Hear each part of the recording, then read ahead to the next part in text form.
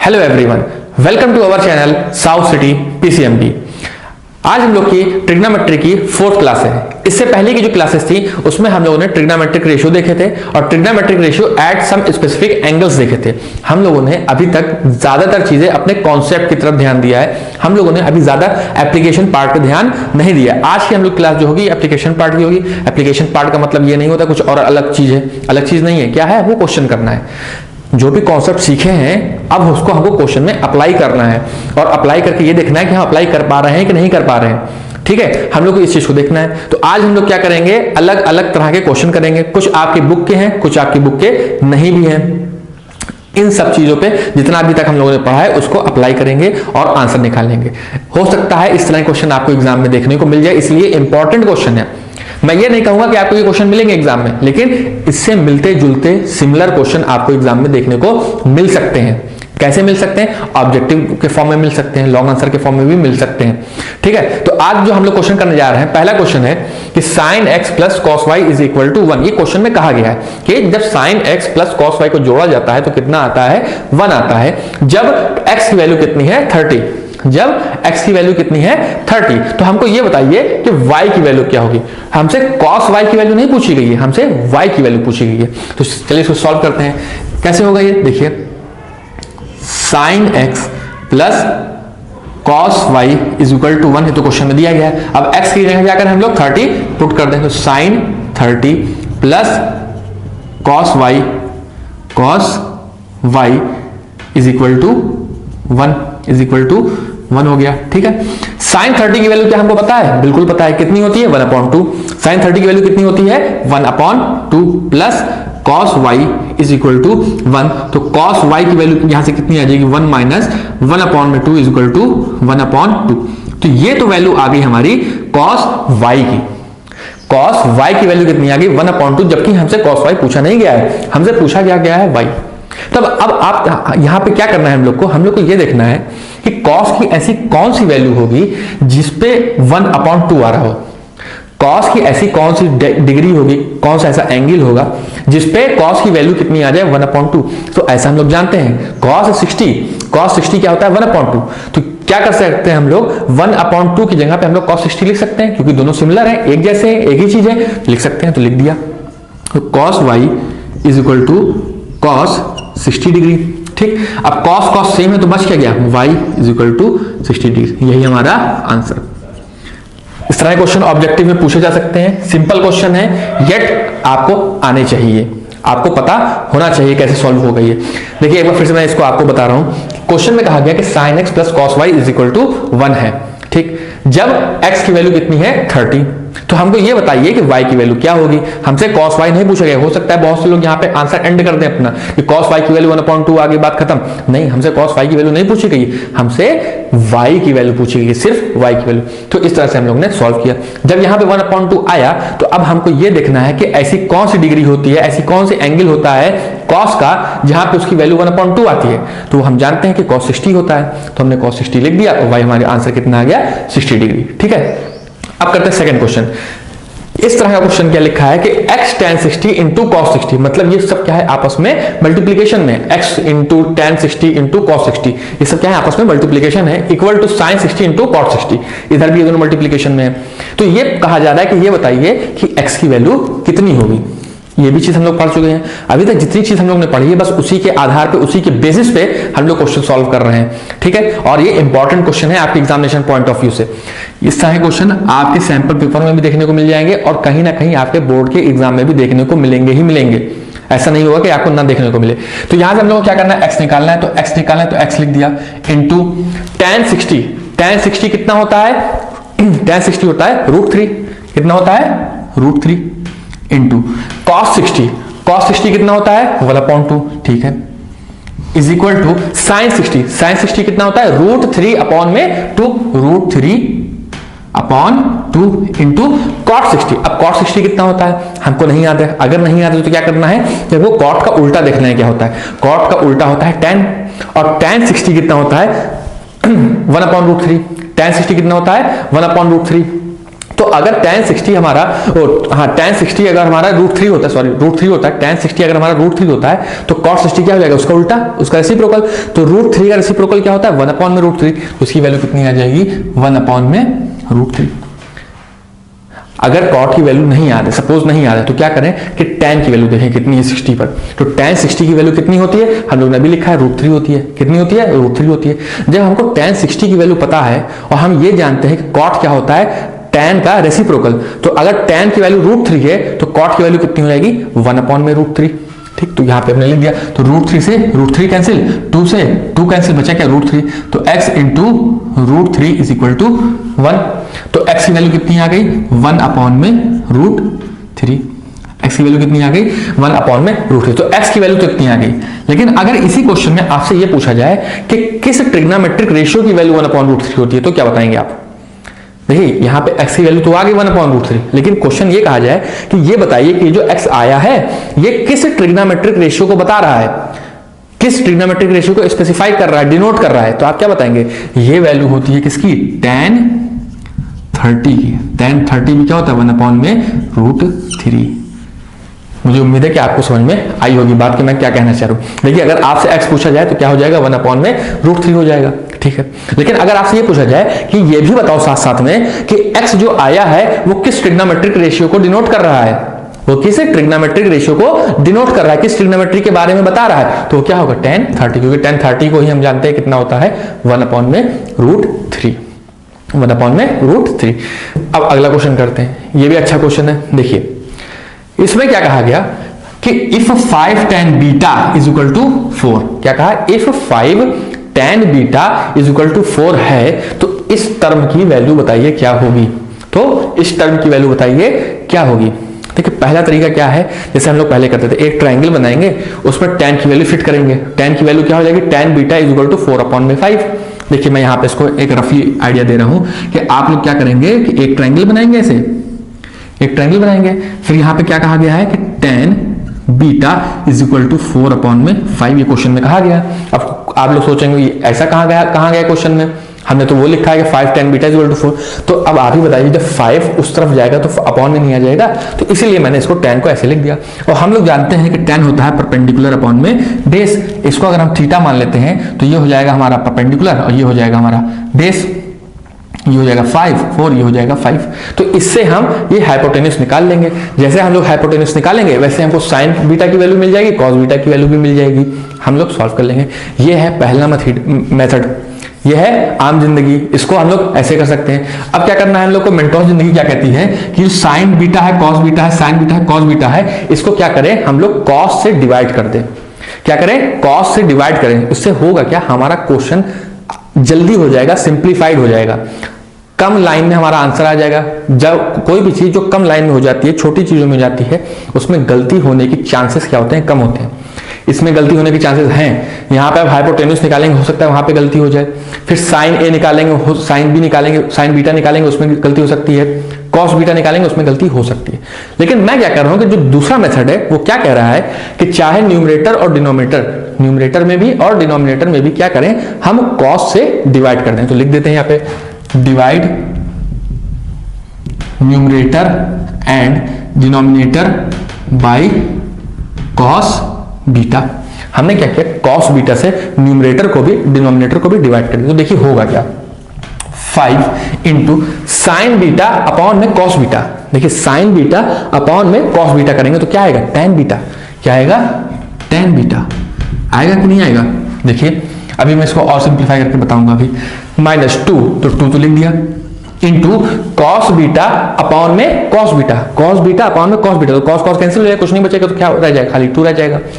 वैसे ही नीचे आए तो यहां पे क्या हो जाएगा, 5 इंटू साइन बीटा अपॉन में कॉस बीटा। फिर से क्या आया, साइन बीटा अपॉन में कॉस बीटा, क्या होगा, tan बीटा। तो यहां पे हमने लिख दिया 5 tan बीटा प्लस 2। अगर आप लोग को नहीं समझ में आया कैसे लिखा तो एक बार फिर से देख लीजिए, मैं बता रहा हूं। देखिए यहां पे हमने क्या किया क्या यहां पे कि 5 साइन बीटा है -2 कॉस बीटा है। तो हमने क्या किया कि यहां पर न्यूमरेटर में भी और डिनोमिनेटर में भी, इस वाले फ्रैक्शन में न्यूमरेटर में भी और डिनोमिनेटर में भी कॉस बीटा से डिवाइड किया। तो अगर इसको कॉस बीटा से डिवाइड कर दिया जाए और इसको भी कॉस बीटा से डिवाइड कर दिया जाए, होल अपॉन में 5 साइन बीटा है, इसको भी क्या किया है कॉस बीटा से डिवाइड कर दिया जाए, प्लस 2 कॉस बीटा है, इसको भी कॉस बीटा से डिवाइड कर दिया जाए। तो क्या हो जाएगा, इसको हम लिख सकते हैं 5 tan बीटा माइनस कॉस से कॉस कैंसिल तो बच जाएगा 2। वैसे ही यहां पे साइन अपॉन कॉस क्या होता है tan, 5 tan beta plus cos से कॉस कैंसिल हो गया तो बचा क्या 2। इतनी बात समझ में आई कि नहीं, इसी वजह से मैंने इसको ऐसे लिखा है, ठीक। और आपको बगल में इसको लिख के बताना भी पड़ेगा कि tan beta is equal to sine beta upon में कॉस बीटा। तो इससे क्या होगा कि सिंप्लीफाइड हो जाएगा हमारा आंसर। हमको सारी वैल्यू पता है, हमको अब सारी वैल्यू पता है। 5 tan beta is equal to 4, question खुद कह रहा है चिक चिक के, तो क्या हो जाएगा 4 minus 2 divided by 5 tan beta फिर से क्या कह रहा है 4 प्लस 2। तो इसको सॉल्व करेंगे तो कितना आएगा 2 अपॉन में 6, तो इसकी वैल्यू कितनी आ जाएगी 1 अपॉन में 3। यही हमारा आंसर है, यही हमारा आंसर। बहुत ही अच्छा क्वेश्चन था। करने के दो तरीके, पहला है लेंथी मेथड, दूसरा है शॉर्ट मेथड। जो शॉर्ट मेथड है वो स्मार्ट मेथड भी इसको कह सकते हैं। क्या किया था हमने ये किया था, देखा हमने कि हमको क्वेश्चन में tan दिया है, क्वेश्चन में हमको tan दिया है, तो कुछ ऐसा किया जाए कि जिससे हमारा जो हमको सॉल्व करना है उसमें भी tan आ जाए, ताकि हमको ज्यादा मेहनत ना करनी पड़े। तो हमने क्या किया कि साइन को कॉस को tan में बदलने की कोशिश की। कैसे कोशिश की, न्यूमरेटर को भी और डिनोमिनेटर को भी cos से डिवाइड किया। जब cos से इसको डिवाइड किया तो क्या हो जाएगा tan, इसको किया तो क्या हो जाएगा सिर्फ 2, क्योंकि cos cos कैंसिल हो जाएगा। फिर यहाँ पे sin अपॉन cos क्या हो जाएगा फिर से tan, और यहाँ पे cos अपॉन cos फिर से वो कैंसिल हो जाएगा तो बचेगा खाली 2। तो ये हमारा सॉल्यूशन था। ये भी क्वेश्चन आपके एग्जाम में आ सकता है, ऑब्जेक्टिव पॉइंट ऑफ व्यू से मैं बात कर रहा हूं। फिर ये वाला क्वेश्चन है, इसको देखते हैं। इसमें कहा गया है कि ये जो टर्म लिखा है हमारे पास, इसकी वैल्यू बतानी, इस एक्सप्रेशन की हमको क्या बतानी है, वैल्यू बतानी, कितनी होगी। ठीक, ये कह रहे हैं कि 2 tan beta 2 tan 30 upon 1 plus tan square 30 की वैल्यू क्या होगी। तो 2 हमको पता है इंटू tan 30। अब फिर से सवाल उठा है tan 30 कितना होता है, tan 30 होता है 1 अपॉन रूट 3। कितना होता है 1 अपॉन रूट 3 अपॉन में 1 प्लस tan स्क्वायर 30। देखिए tan 30 होता है 1 अपॉन रूट 3, tan स्क्वायर 30 कितना हो जाएगा 1 अपॉन में 3 प्लस 1 अपॉन में 3 हो जाएगा। इतनी बात समझ में आई, ठीक है। अब ये क्या हो जाएगा, ऊपर अगर बात करें तो ऊपर होगा 2 अपॉन रूट 3 और नीचे हो जाएगा 4 अपॉन 3। इसको जब सॉल्व करेंगे 1 प्लस 1 अपॉन 3 तो 4 अपॉन 3 तो आएगा, करके देख लीजिएगा। फिर क्या करेंगे, ऊपर इसको ले जाके मल्टीप्लाई किया तो 6 हो जाएगा, ये ऊपर नीचे करेंगे 4 रूट 3। तो हमारी वैल्यू कितनी आई, इतनी, कितनी इतनी 6 अपॉन 4 रूट 3। अब क्या करें, इसको 2 से डिवाइड किया तो कितना आया 3 अपॉन 2 रूट 3, 3 अपॉन 2 रूट 3। हम लोग चाहते हैं, जब भी हम लोग ने क्लास 9th हो चाहे 10th हो, हम लोग एक चीज को जानते हैं कि हम ये नहीं चाहते कभी भी कि डिनोमिनेटर में इर्रेशनल नंबर हो। याद आ रहा है कि नहीं आ रहा है, पिछली बातें हैं कि हम कभी नहीं चाहते कि हमारे डिनोमिनेटर में क्या हो, इर्रेशनल नंबर हो। उसको क्या करना पड़ता है, रैशनलाइज करना पड़ता है। कैसे रैशनलाइज करते हैं, ऊपर भी उस नंबर से और नीचे भी उस नंबर से मल्टीप्लाई करके। ठीक, तो ऊपर क्या हो जाएगा 3 रूट 3 और नीचे क्या हो जाएगा 2 इंटू 3 कैंसिल, बचा क्या रूट 3 अपॉन में 2। तो ये हमारा आंसर हो गया। तो इसकी वैल्यू कितनी आई, रूट 3 अपॉन में 2। देखिए आंसर ये भी हमारा सही था जब 3 अपॉन 2 रूट 3 लिखा था, लेकिन चूंकि हम चाहते हैं कि हमारा जो डिनोमिनेटर है वो रैशनल नंबर हो, वो क्या हो, रैशनल नंबर हो, वहां पे इर्रेशनल नंबर ना हो, तो इसलिए हम लोगों ने ये चीज किया। और ये सब चीजें हम लोग क्लास 9 में भी पढ़ चुके हैं और क्लास 10th में भी पढ़ चुके हैं। क्लास 10 में जो पहला चैप्टर हम लोगों ने पढ़ा था वो यही तो था, इर्रेशनल नंबर, तो उसमें हम लोगों ने यही काम किया था। ठीक, इसके बाद कुछ और क्वेश्चन भी करते हैं हम लोग। इसको मैं यहां से रब करता हूं, उसके बाद क्वेश्चन करते हैं।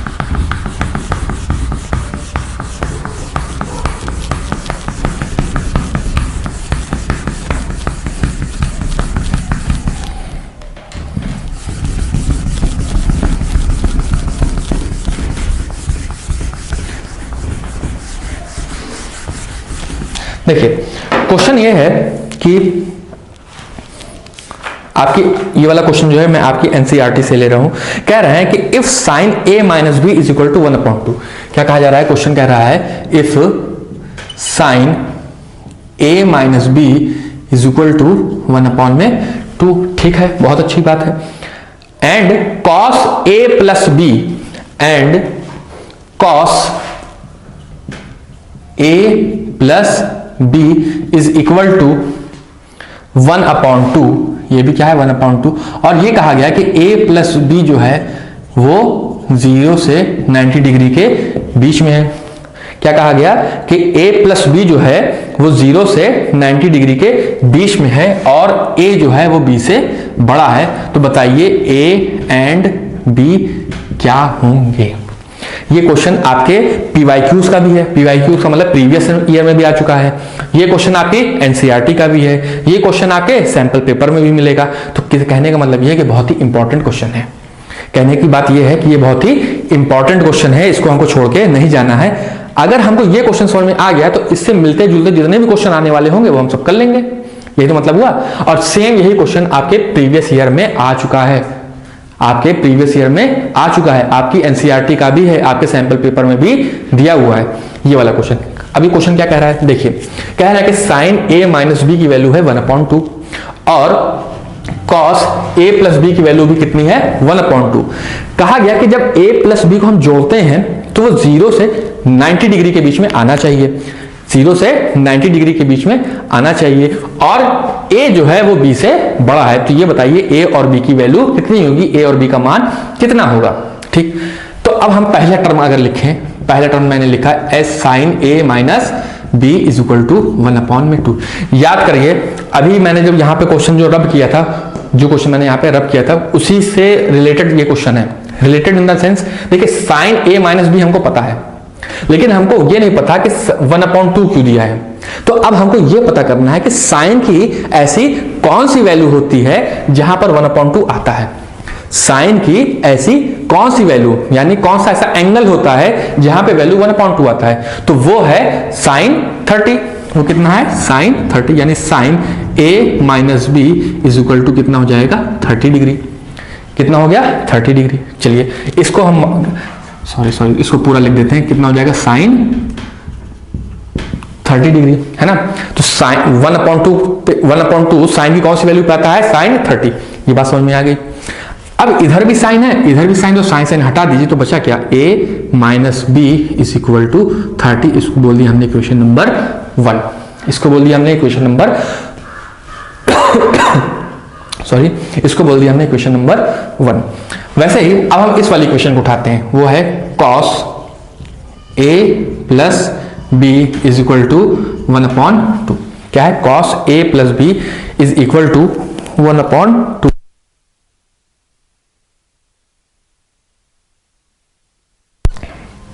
ये कितनी 1/2।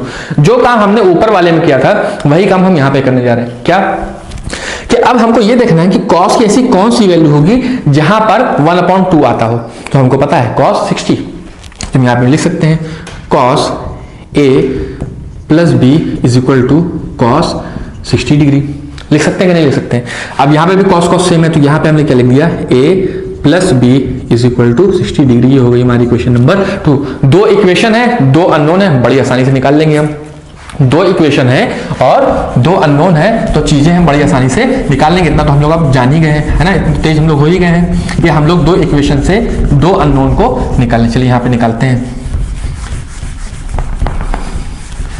यहाँ पे सॉल्व करते हैं। देखिए यहाँ पे मैंने लिखा a minus B is equal to 30 degree और यहाँ पे लिखा a plus b is equal to 60 degree. इसको सॉल्व करेंगे तो क्या होगा, b से b कैंसिल हो जाएगा, a प्लस a 2a, ये कितना हो जाएगा, ये कितना हो जाएगा 90 डिग्री। तो a की वैल्यू कितनी आ गई 45। ठीक है, a की वैल्यू कितनी आ गई 45।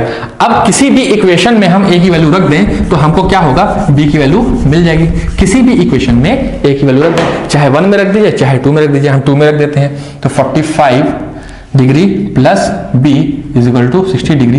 तो b की वैल्यू कितनी आ गई 15 डिग्री। b की वैल्यू कितनी आ गई 15 डिग्री फ्रॉम 2। तो इस तरह से हमने a और b की वैल्यू निकाल ली और यहां से हम देख भी रहे हैं कि a जो है वो b से बड़ा भी है। तो ये कुछ क्वेश्चन थे जो हम लोगों ने अभी तक एक्सरसाइज के किए हैं, इस चैप्टर के किए हैं, जितना भी हम लोगों ने पढ़ा है। आगे वाली क्लासेस में हम लोग कुछ नए नए टॉपिक्स पढ़ेंगे, फिर उसके बाद उनके ऊपर भी कुछ क्वेश्चन करेंगे। लेकिन अभी तक मैंने जितना पढ़ाया है उतना अगर आप अपनी एनसीईआरटी से सॉल्व करेंगे क्वेश्चन एक्सरसाइज 8.1 के और 8.2 के तो आपके सारे क्वेश्चन हो जाएंगे। यही नहीं, अगर आप किसी PYQs को सॉल्व करेंगे या सैंपल पेपर को सॉल्व करेंगे तो भी हो जाएंगे। तो मुझे उम्मीद है कि आप लोग क्लास को देख रहे होंगे, आप लोग को अच्छी भी लग रही होगी, और आपसे निवेदन है, गुजारिश है, रिक्वेस्ट है कि हमारी क्लास को ज़्यादा से ज़्यादा लोगों में शेयर करें। और हमारा क्लास देखने के लिए आप सभी का एक बार फिर से बहुत बहुत धन्यवाद।